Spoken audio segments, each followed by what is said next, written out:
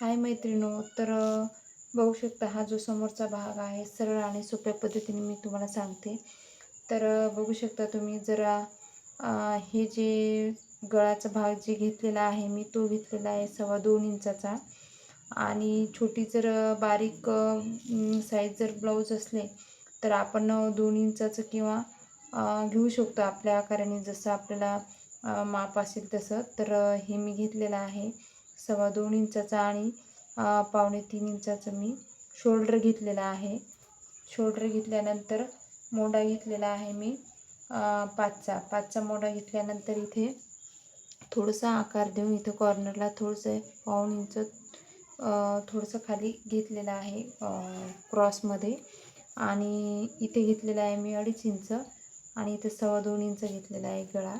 आणि खाली 2.5 इंच म्हणजे थोडासा असा मोठा आकार येऊन जातो. आणि इथून माप टाकलेलं आहे मी कटोरीचं जेवढं आहे तेवढं माप टाकलेलं आहे. आणि पाठीमागचा जो भाग आहे माझा 13.5 इंचाचा आहे. तर मी समोरून डबल जर आपल्याला क्रॉसपट्टी काढायची असली तर आपण 13.5च घेऊ शकतो.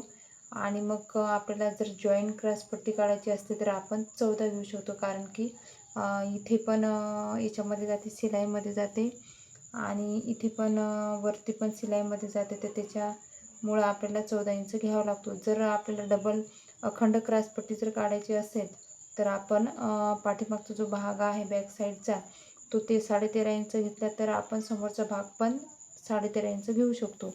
तर बघू शकता. व्हिडिओ आवडला असेल तर लाईक करा आणि सबस्क्राईब करा छोट्या छोट्या टिप्ससाठी, ज्या नवीन मुली आहेत त्यांच्यासाठी.